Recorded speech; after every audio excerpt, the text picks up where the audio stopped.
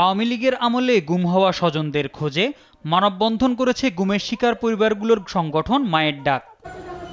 রোববার সকালে হাইকোর্ট মাজার গেটে প্রায় শতাধিক স্বজনরা মিলে এই মানববন্ধন করেন এবং তারা খুনের দ্রুত বিচারের দাবি জানান। বলেন, শেখ হাসিনা পতনের ৮ মাস পেরিয়ে গেলেও এখনো চিহ্নিত খুনিদের বিচার করা হয়নি। আমি বোর্ডের পরীক্ষাতে আমার সব ফ্রেন্ডদের বাবা মা দুজনটা আমার ফ্রেন্ডদেরকে নিয়ে যায়।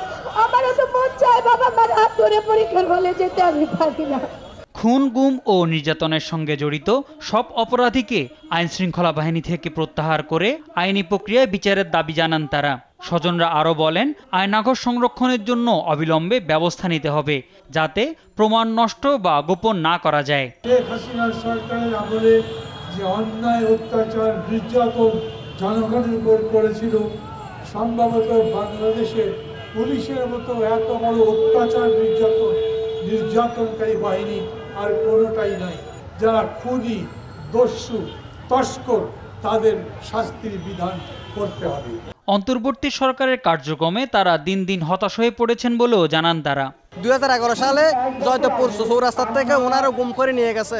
হ্যাঁ, আজ পর্যন্ত আমরা ওনার সন্ধান পাই নাই। খুনি হাসিনা কর্তৃক যে 17 বছর গুম ও খুনের শিকার হয়েছে, তাদের আজ পর্যন্ত পাওয়া যায়নি।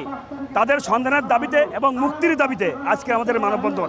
আমাকে একটু মাটিটা দেখান, আমি আমার ছেলের জন্য মরার পরের দোয়াটা করি। অনতিবিলম্বে গুম হওয়া ব্যক্তিদের ফেরত চান স্বজনরা।